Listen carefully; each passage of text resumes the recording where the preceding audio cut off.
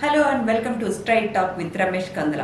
Swarnandhra vision 2047 గురించి AP CM Chandrababu Naidu తరచూ మాట్లాడుతూ ఉన్నారు. ఈ విజన్ కింద చాలా అసాధ్యం అనిపించే లక్ష్యాల్ని చంద్రబాబు నాయుడు నిర్ణయించారు. ఏపీ సీఎం చంద్రబాబు నాయుడు చెబుతున్నవన్నీ సాధ్యమేనా? రమేష్ కందుల్ గారిని అడిగి తెలుసుకుందాం. సార్, చంద్రబాబు నాయుడు గతంలో కూడా మనకి 2020 విజన్ 2020 అని పెట్టాడు. ఎప్పుడు 90sలో అది. అప్పట్లో యాక్చువల్గా చాలామంది ఎగతాళి చేశారు. విజన్ 2020 అంటే 20 years తర్వాత ఎలా ఉండాలి సమాజం, ఎలా ఉండాలి ప్రజా జీవితం అనే దాని మీద కొన్ని టార్గెట్స్ నిర్ణయించుకొని దానికి వర్క్ చేయడం. విజన్ 2020 అంటే యాక్చువల్గా పర్ఫెక్ట్ సైట్, దాన్ని కూడా కలిపి అట్లా పెట్టారు అప్పట్లో. దాన్ని తయారు చేయడానికి ఆయన మెకన్సీ అని చెప్పి ఒక అంతర్జాతీయ కన్సల్టెంట్ ఏజెన్సీకి ఇచ్చాడు. దాని మీద కూడా విమర్శలు వచ్చినాయి. ఇట్లా ఇంటర్నేషనల్ కన్సల్టెంట్స్ని పట్టుకొచ్చి ఇస్తున్నాడు ఈయన అని. దానిని ఇవాళ చంద్రబాబు నాయుడు గారు ఏమంటారంటే ప్రూఫ్ ఆఫ్ కాన్సెప్ట్ అంటాడు ఆయన. కొన్ని పదాలంటే చంద్రబాబు గారికి చాలా ఇష్టం. అందులో ఒకటి proof of concept. Proof of concept అంటే ఏంటంటే, నేను విజన్ 2020 చేయడం వల్లనే, ఆ రోజున తయారు చేయడం వల్లనే హైదరాబాద్ ఇంత డెవలప్ అయింది. హైదరాబాద్ డెవలప్మెంట్కి అప్పుడు ప్లాన్ చేశాం కాబట్టి నెక్స్ట్ 20 yearsలో Hyderabad one of the leading cities in the country అయింది. అలాగని ఇప్పుడు కూడా ఆంధ్రప్రదేశ్కి అటువంటి విజన్ ఒకటి ఉండాలి. ఆ విజన్ ఏంటంటే 2047. ఎందుకు పెట్టారు 2047 అని? 2047కి భారతదేశానికి స్వాతంత్రం వచ్చి 100 సంవత్సరాలు అవుతుంది. 100 ఏళ్ళు పూర్తయిన సందర్భంగా దేశం ఎట్లా ఉండాలి అని చెప్పి ముందే లక్ష్యాలు నిర్ణయించుకోవటం బేసికల్లీ. అయితే ఇట్లా లక్ష్యాలు నిర్ణయించుకోవటం, విజన్ రూపొందించుకోవటం అనేది చంద్రబాబు నాయుడు గారికి చాలా ఇష్టం. ఈసారి అధికారంలోకి రాకముందు నుంచే మొదలుపెట్టాడు ఆయన. చాలామంది గుర్తుండే ఉంటుంది. 22, 23లోనే ఆయన ఒకవైపున జైలుకి పంపిస్తున్నారు, గొడవలు అవుతున్నాయి. అయినా కూడా విజన్ 2047 స్వర్ణాంధ్ర అని చెప్పి మొదలుపెట్టి వైజాగ్లో కూడా ఒక ప్రజెంటేషన్ ఇచ్చాడు అప్పట్లో. నిన్న అసెంబ్లీలో ఈ విజన్ 2047 అనే దాని గురించి మాట్లాడాడు. దాని లక్ష్యాలు ఏంటి, ఇవి ఎంతవరకు సాధ్యమయ్యే విషయాలు అనేది పక్కన పెడితే అసలు ముందు లక్ష్యాలు ఏంటో తెలుసుకుందాం. ఉదాహరణకి 100% లిటరసీ రేట్, అక్షరాస్యత సాధించాలి 2047కి ఆంధ్రప్రదేశ్. కానీ చాలా గమ్మత్తు ఏమిటంటే, ఆంధ్రప్రదేశ్ ఇప్పుడు మొత్తం భారతదేశంలోనే అతి తక్కువ అక్షరాస్యత ఉన్న రాష్ట్రం. యాక్చువల్గా షేమ్ఫుల్ ఇది. ఎందుకంటే ఇవాళ ఆంధ్రప్రదేశ్ నాట్ ఓన్లీ సౌత్ ఇండియాలో బట్ యాక్చువల్గా మొత్తం యావత్ దేశంలో అత్యంత తక్కువ అక్షరాస్యత ఉన్న దేశం. ఈయన యాక్చువల్గా ఏం చెప్పాడంటే 72% ఉన్నది, ఇప్పుడు దాన్ని 100% చేయాలి 2047కి అన్నాడు. కానీ నాకు తెలిసినంత మేరకు, ఇప్పటివరకు ఉన్న లెక్కల మేరకు 2023 స్టేట్ వైజ్ లిటరసీ రిపోర్ట్ వచ్చింది. దాని ప్రకారం అయితే ఆంధ్రప్రదేశ్లో అక్షరాస్యత శాతం 66.4%. చాలా తక్కువ ఇది. తెలంగాణ కూడా ఎక్కువే. భారతదేశంలో మిగతా అన్ని రాష్ట్రాలు ఎక్కువే. ఇంత తక్కువ అక్షరాస్యత ఉన్న రాష్ట్రాన్ని 100% అక్షరాస్యత ఉన్న రాష్ట్రంగా మారుస్తాను అనేది ఒక లక్ష్యంగా పెట్టుకున్నాడు ఆయన.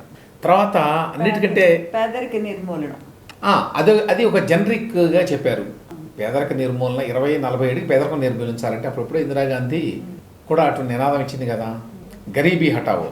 చాలామంది ఎగతాళి చేసేవాళ్ళు, గరీబీ హటావో జరగదు భారతదేశంలో, గరీబులు మాత్రం హతమారుస్తారేమో కానీ పేదరికాన్ని కాదని. మళ్ళీ ఇప్పుడు ఇన్నాళ్ళ తర్వాత అదే రకమైన నినాదం ఇది. అయితే పేదరికాన్ని నిర్మూలించడం అనడానికి ప్రమాణాలు ఏమిటనే తెలియదు. దానికి ప్రమాణాలు ఉంటాయి. ఇంతకుముందు బీపీఎల్ అని ఉండేది, బిలో పావర్టీ లైన్ అని. దాని కింద ఎంతమంది ఉన్నారు, దానిపైన ఎంతమంది ఉన్నారని చెప్పి మాట్లాడుతుండేవాళ్ళు. ఇప్పుడు ఏ రకమైన ప్రమాణాలతో చంద్రబాబు నాయుడు గారు పేదరికం లేని రాష్ట్రాన్ని నిర్మిస్తాను 2047కి అంటున్నారో తెలియదు. కానీ దానికంటే ఇంపార్టెంట్ ఏమిటంటే GSDP, gross state domestic product అంటారు. మొత్తం తయారయ్యేటువంటి వస్తు ఉత్పత్తి ఒక రాష్ట్రంలో అది ఎంత, ప్రస్తుతం ఎంత ఉన్నది 23-24లో 14,22,000 కోట్ల రూపాయలు. అసలు ఇదే ఎక్కువ చేసి చూపిస్తున్నారనే ఆరోపణలు ఉన్నాయి. అది పక్కన పెట్టండి. అయినా ఇది ఫిగర్ 14,22,000 కోట్ల రూపాయలు జిఎస్టిపి ఆంధ్రప్రదేశ్. ఇప్పుడు చంద్రబాబు నాయుడు గారు 2047కి ఆయన పెట్టుకున్న లక్ష్యం ఏంటంటే 308 లక్షల కోట్లు, 14 లక్షల కోట్ల నుంచి 300 లక్షల కోట్లకు పెంచుతానన్నాడు. ఎన్ని సంవత్సరాలు ఉంది? 2025లో ఉన్నాం మనం. 2047 అంటే 22 సంవత్సరాలు ఉంది మనకి. 22 సంవత్సరాల్లో ఎన్ని రెట్లు పెంచుతాడు ఈయన? మోర్ దెన్ 20 టైమ్స్ పెంచడం సాధ్యమేనా అనేది ఒక క్వశ్చన్. ఒక్క ఏపీనే 2047కి 300 లక్షల కోట్ల జిఎస్టిపిని సాధిస్తుందని చెప్తున్నాడు కదా. యాక్చువల్గా ఇండియా టార్గెట్ ఏంటి, మొత్తం దేశం టార్గెట్ ఏంటంటే 2047కి 30 ట్రిలియన్ ఎకానమీ చేయాలి అని. ట్రిలియన్ అంటే 1,00,000 కోట్లు. సో చంద్రబాబు నాయుడు గారు ఏమంటున్నారు, 10వ వంతు లక్ష్యాన్ని ఏపీఏ సాధిస్తుంది అంటున్నారు. ఎంతవరకు సాధ్యమో తెలియదు. దాంతోపాటు లైఫ్ ఎక్స్పెక్టెన్సీ ఎంతకాలం పాటు జీవిస్తారు అనేది దాన్ని బట్టి ఒక దేశం కానీ రాష్ట్రం కానీ ఎంత అభివృద్ధి చెందినాయి అని చెప్పి నిర్ణయిస్తాం. మామూలుగా ప్రస్తుతం 70 సంవత్సరాలు ఉందట. అంటే ఆంధ్రప్రదేశ్లో యావరేజ్న పెరిగింది కాదు, ప్రస్తుతం యావరేజ్న ప్రతి ఒక్కరూ బతికేది 70 సంవత్సరాలు యావరేజ్ ఏజ్ అనమాట. అది లైఫ్ స్పాన్ అంటారు కదా. దాన్ని 85 సంవత్సరాలకు పెంచుతాను అనేది ఇంకో టార్గెట్ పెట్టుకున్నాడు. ఎప్పటికీ 2047. ఇది కాకుండా ఆడవాళ్ళు ప్రస్తుతం 45% పనిచేస్తున్నారట. ఏ రకమైన పని అయినా సరే దానిని పెంచి 80% చేయాలి అని చెప్పి ఇంకో టార్గెట్. మరి 80% మంది ఆడవాళ్ళు కూడా ఉద్యోగాలు చేస్తే సమాజంలో చాలా పెనుమార్పులు వస్తాయి. వాటికి సిద్ధంగా ఉన్నావా లేదా అనేది కూడా ఇంపార్టెంట్ పాయింట్. ఇంకా అన్నిటికంటే చాలా ఇంట్రెస్టింగ్ థింగ్ ఏంటంటే ప్రస్తుతం ఆంధ్రప్రదేశ్ పర్ క్యాపిటా ఇన్కంలో అంటే తలసరి ఆదాయం అంటాం. తలసరి ఆదాయం అంటే ఏమీ లేదు, మొత్తం రాష్ట్రానికి వచ్చే ఆదాయాన్ని తీసుకొని జనాభాతోటి దాన్ని భాగిస్తారు. యావరేజ్ ఎంత వస్తుంది ప్రతి ఒక్కళ్ళకి ఆదాయం. ఎంత ఆ తలసరి ఆదాయం ప్రస్తుతం అంటే 23-24 సంవత్సరంలో 2,66,000 రూపాయలు సంవత్సరానికి. అంటే నెలకి ప్రస్తుతం అరౌండ్ 20,000 ఉంది యావరేజ్ ఇన్కమ్ ఆంధ్రప్రదేశ్లో. చాలా తక్కువ అది. దీనిని 2047 సంవత్సరానికి 55 లక్షలు చేస్తారన్నాడు. చాలా అంబిషియస్ టార్గెట్. ఏడాదికి 55 లక్షలు అనమాట. ఇంకా అసలు ఎంత బ్రహ్మాండంగా ఉంటుందో అని చెప్పి అందరూ ఊహించుకోవచ్చు.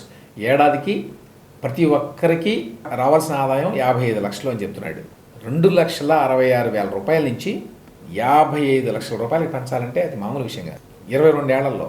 ఇప్పుడు 1947లో స్వాతంత్రం వచ్చింది, 80 ఏళ్ళు అయింది. 80 ఏళ్ళకి మనం సాధించింది ఏమిటి అంటే 2,66,000 రూపాయలు వరకు సాధించగలిగాం. అక్కడి నుంచి 55 లక్షల రూపాయలకి 22 ఏళ్లలో పెరగలమా అనేది పెద్ద ప్రశ్న. ఈ తర్వాత ఏపీ ఎసెన్షియల్ అగ్రేరియన్ సొసైటీ, అందువల్ల రూరల్ ఏరియాస్ ఎక్కువ ఉంటాయి, ఎక్కువ మంది గ్రామీణ ప్రాంతంలో నివసిస్తారు. ఇవాళ ఆధునికత సంతరించుకోవాలి అంటే, అభివృద్ధి చెందాలి అంటే అర్బనైజేషన్ ఎక్కువ ఉండాలి అనేది జనరల్గా సూత్రం. ఎక్కడైనా పదం ఎక్కడైతే అర్బనైజేషన్ ఎక్కువ ఉందో అక్కడ అభివృద్ధి ఎక్కువ ఉంది. దక్షిణ కొరియా కావచ్చు, అమెరికా కావచ్చు, యూరోప్ కావచ్చు, అర్బనైజేషన్ చాలా ఎక్కువ ఉంటుంది. 80% వరకు ఉంటుంది. ఇండియానే తక్కువ అనుకుంటే ఏపీ మరీ తక్కువ. ఎస్పెషల్లీ విభజన తర్వాత తెలంగాణ ఆంధ్ర ఏర్పడిన తర్వాత ఆంధ్ర ఒక గ్రామీణ ఆర్థిక వ్యవస్థగా మిగిలింది. ఈ గ్రామీణ ప్రాంతాల్లో ఎక్కువ మంది ఉంటారు. సో ఇప్పుడు అర్బనైజేషన్ పెంచాలి అని చెప్పి అంటున్నాడు ఈయన. ప్రస్తుతం 36% ఉందట అర్బనైజేషన్. చాలా తక్కువ 36% అంటే. దీనిని 60% కనీసం చేయాలి 2047కి ఒక టార్గెట్ పెట్టుకున్నాడు. అది కూడా చాలా ఇంపార్టెంట్ టార్గెట్. ఇది కాకుండా చాలా ఇంట్రెస్టింగ్గా ఒకటి చెప్పాడు చంద్రబాబు నాయుడు గారు. అదేంటంటే 10 మంది కుటుంబ సభ్యులు కనుక ఉంటే వాళ్ళకి ఇన్సెంటివ్స్ ఇస్తారంటున్నాడు ఆయన. వాళ్ళకి రేషన్ కార్డులు కూడా డివైడ్ చేసి విడిగా ఇస్తాము. ఇప్పుడు ఇవ్వట్లేదు కదా రేషన్ కార్డులు. ఎవరు ఒక ఫ్యామిలీలో పేర్లు ఉంటే పెళ్ళిళ్ళు అయిన తర్వాత కూడా ఇవ్వరు, ఎందుకంటే ఇవ్వడం ఇష్టం లేదు కాబట్టి ఎక్కువ. కానీ ఇప్పుడు 10 మంది కంటే ఎక్కువ కనుక ఉంటే ఒక కుటుంబంలో ఇస్తాము అని చెప్తున్నాడు. ఎందుకంటే ఈ మధ్యకాలంలో చంద్రబాబు నాయుడు గారు పాపులేషన్ పెంచాలి, జనాభాని పెంచాలని ఒకటే మాట్లాడుతున్నాడు. అందుకోసం ఇన్సెంటివ్స్ ఇస్తారట. దానివల్ల లాభాలు నష్టాలు అనేది ఒక పెద్ద డిబేటు. అది మళ్ళీ వేరే సందర్భంలో మాట్లాడుకుందాం, అది పెద్ద ఇష్యూ కాబట్టి. కానీ ఆయన టార్గెట్స్లో అదొకటి. తర్వాత జనరల్గా ఏం చెప్పాడంటే ఎప్పుడో 2047 సంగతి ఎవరికి కావాలండి, ఇప్పుడు ఏం చేస్తారు చెప్పండి అని అడుగుతారు చాలామంది. ఈ టర్మ్లో అంటే 2029 వరకు. దానికి ఏం చెప్పాడంటే ఆయన 29 వరకు కొన్ని పెట్టుకున్నాం మేము. అందులో మెయిన్ ఏంటంటే sanitation facilities, water supply, LPG కనెక్షన్లు, డిజిటల్ కనెక్టివిటీ, ఎలక్ట్రిసిటీ, సోలార్ ఒకటి మొదలుపెట్టాడు. సాంకేతికత కూడా చెప్పారండి. అంటే ఎన్ని కొంచెం జనరల్గా చెప్పేవి అట్లా చెప్పాడు. అయితే నా ప్రశ్న ఏంటంటే ఇందులో మిగతావన్నీ పక్కన పెడితే చాలా ఇట్లా చెప్పినవన్నీ శానిటేషన్ తీసుకుందాం ఒకటి. అందులో ఒక భాగం ఏంటి డ్రైనేజ్. అసలు డ్రైనేజీ లేనటువంటి దేశాలు లేక రాష్ట్రాలు ప్రపంచంలో చాలా తక్కువ ఉన్నాయి. మనం ఇంకా థర్డ్ వరల్డ్ స్టేజ్లోనే ఉన్నాం. చాలా దేశాలు సెకండ్ వరల్డ్ స్టేజ్లోకి వెళ్ళినాయి. అంటే డ్రైనేజ్ ఫెసిలిటీస్ లాంటివి ఇప్పటికీ కల్పించాల. ఆంధ్రప్రదేశ్లో నాకు తెలిసి ఏ ఒక్క నగరంలో కూడా, పల్లెటూరు సంగతి తీసేయండి, పట్టణాల సంగతి తీసేయండి, ఏ ఒక్క నగరంలో కూడా like Visakhapatnam, Vijayawada, Guntur, Nellore, Tirupati 100% drainage facility లేదు. డ్రైనేజ్లు ఓపెన్గా పారుతూ ఉంటాయి ప్రతి చోట. అది మన యొక్క వెనకబాటుతనానికి 100% చిహ్నం. దాన్ని చేయకుండా మనం ఇంత పెద్ద టార్గెట్స్ పెట్టుకొని ఆ మినిమం అంటే 100% డ్రైనేజ్ ఫెసిలిటీ ఇట్లాంటి బేసిక్స్ చేయకుండా మనం ఎప్పుడు కొంచెం నెక్స్ట్ స్టెప్కి వెళ్తూ ఉంటాడు చంద్రబాబు గారు. ముందు అచీవబుల్ టార్గెట్స్ని మనం సాధించి తర్వాత నెక్స్ట్ దానికి వెళ్దాం అనే దానికంటే కూడా ఇట్లాంటి విజన్స్ పెట్టుకున్నప్పుడు విజన్ అనేది ఉండాలి తప్పనిసరిగా. విజన్ ఉంటేనే ముందుకు వెళ్ళగలం ఎవరైనా. అందులో ఏమీ దాన్ని తక్కువ చేయాల్సిన అవసరం లేదు. కానీ మనకి ఎసెన్షియల్స్ ఏవైతే ఉంటాయో వాటి మీద ఎక్కువ దృష్టి పెట్టకుండా పెద్ద పెద్ద వాటి మీద ఆర్టిఫిషియల్ ఇంటెలిజెన్స్ ఈ మధ్య P4 అని మాట్లాడుతున్నాడు ఆయన. ఈ P4 ఏమిటో నాకైతే అర్థం కాలేదు ఫ్రాంక్లీ. అంటే వీళ్ళు చెప్పేది ఏంటంటే people, public and private partnership. మనం గతంలో ప్రైవేట్ పబ్లిక్ పార్ట్నర్షిప్ అని చెప్పి చాలా ప్రాజెక్టులు చేసేవారు. ఇప్పుడు ఏంటి డిఫరెన్స్ ఏంటి? ప్రైవేట్కి అదనంగా పీపుల్ అని చేర్చారు ఇందులో. దానికి అర్థం ఏంటి, వాళ్ళ యొక్క పాత్ర ఏమిటి ఈ మొత్తం వ్యవహారంలో తెలియదు. అది చంద్రబాబు నాయుడు గారు బహుశా వివరించాలి. ఈ కొత్త P4 మోడల్ అనగానేమి అనేది, ఇంతకుముందున్న ప్రైవేట్ పబ్లిక్ పార్ట్నర్షిప్కి భిన్నంగా ఎట్లా ఉంటుంది ఇది అని. ఇట్లాంటి కొన్ని పదాలంటే ఆయనకి మోజు ఉంటుంది. అది తప్పులేదు. ఎప్పుడు కొత్తగా దేనైనా సరే దేనికైనా అట్రాక్ట్ అయ్యేటువంటి తత్వం ఉంది ఆయనకి. అది మంచిదే, అవుట్డేట్ కాకుండా. లక్ష్యాలు పెట్టుకున్నాం కానీ లక్ష్యాలని సాధించడంలో ఎందుకనో లక్ష్యాలు నిర్దేశించుకోవడంలో ఉన్న ఆ ఉత్సాహం, ఆ సిన్సియారిటీ సాధించడంలో కనిపించట్లా. ఉదాహరణకి లిటరసీ చేయడానికి ఏం కావాలి? It requires only the will power of the state, అంటే గవర్నమెంట్. దానికి అదనంగా ఏం అవసరం లేదు. ఎందుకు కాదు 100% లిటరసీ లేదు, కనీసం 90% ఎందుకు కాదు? ఇంతకాలం పాటు ఎందుకు కాలేదు అంటే చంద్రబాబు నాయుడు గారు ముఖ్యమంత్రిగా ఉన్నాడు కదా చాలా కాలం పాటు. మొన్న 2014 నుంచి 19 వరకు ఉన్నారు కదా, అప్పుడు కూడా ఏం చేయలేదన్నమాట. సో ఎవ్రీ టైము మనం వాటి గురించి మాట్లాడుకోవడమే. అట్లాగే పర్ క్యాపిటా ఇన్కమ్ అది చాలా అన్యాయం, అంత తక్కువ ఉండటం. దక్షిణాదిలో లోయెస్ట్ AP చెప్పుకోవడానికి కూడా సిగ్గు చేయటది. సో లక్ష్యాలు పెట్టుకున్నారు, చాలా బ్రహ్మాండంగా ఉంది. కానీ వీటిల్లో సాధించగల లక్ష్యాల మీద వెంటనే దృష్టి పెడితే బాగుంటుంది. Right, thank you.